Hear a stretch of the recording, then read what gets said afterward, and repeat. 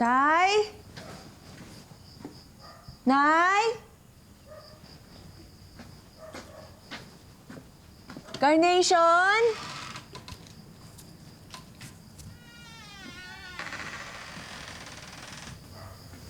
Walang tao. Mukhang wala sila. Tatay, may pinunta mo dito eh. Diba? Oo nga eh. Malamang nasa biyahe yun. Tatawagan ko na lang siya kapag may cellphone na ako ulit. Oh, ba't di mo tawagan? Oh. Hindi na. Hindi ko memorize yung number niya eh. Wala rin nanay mo. Paano natin siya i-confront sa pagbebenta niya sa'yo?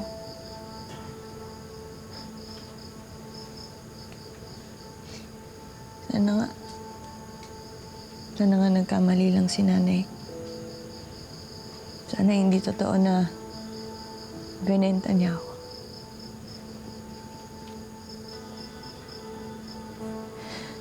Bakit ganun, Ralph?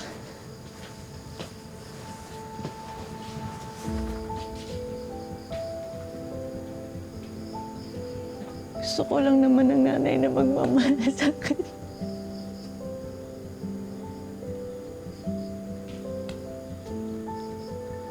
Bakit ba kasi ang hirap-hirap makamit nun eh? Imposible ba yun?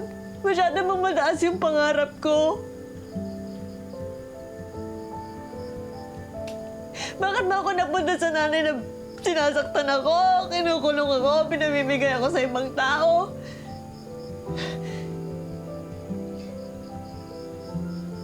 Mahirap ba akong mahalin?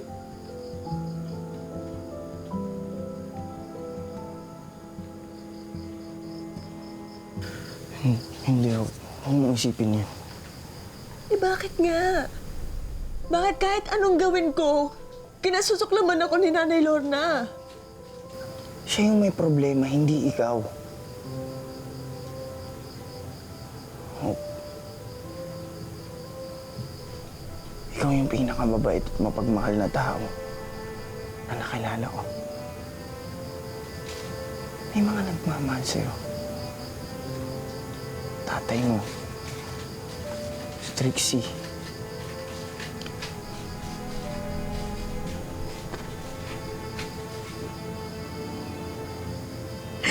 Mga kaibigan mo.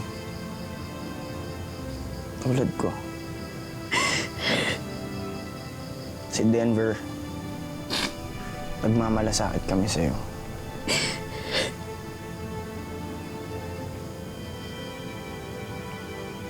Ang gusto kong sabihin sa'yo. Hope. Hindi na mahirap mahal.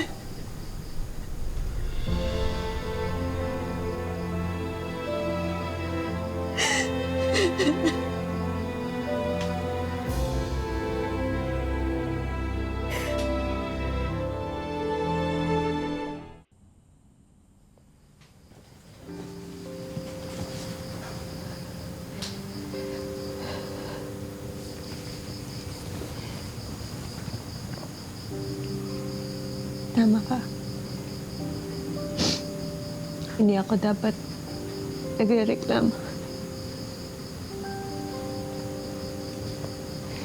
Kahit ayaw sa akin ni Nanay Lorna, nandiyan si Tatay. Kayo, nandang tumulong para sa akin.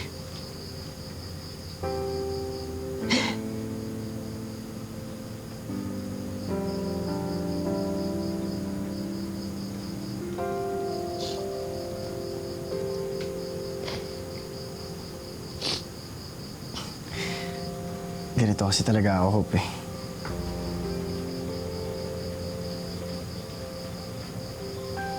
Loyal at maasahan sa mga taong mahalaga sa akin.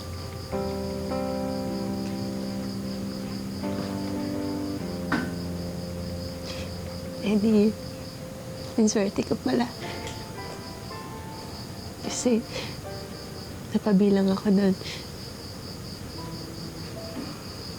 Napakabuti mo, kaibigan. No.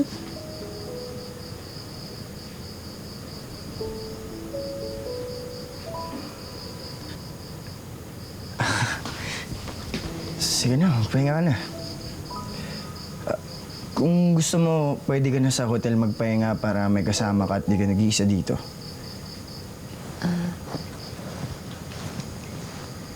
Salamat.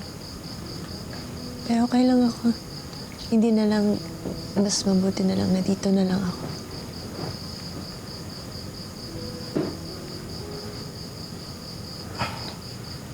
Okay lang ako. Huwag ka mag-alala. Kung iniisip mo yung mga HR kung ano sasabihin sa'yo, huwag ka mag-alala. Kaya ko ipaliwanag yun sa kanila.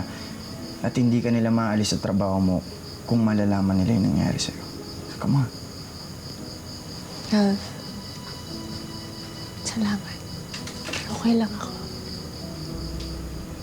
Ako. Okay. You sure? Salamat. Ulit. Alright. Good night. Ingat ka.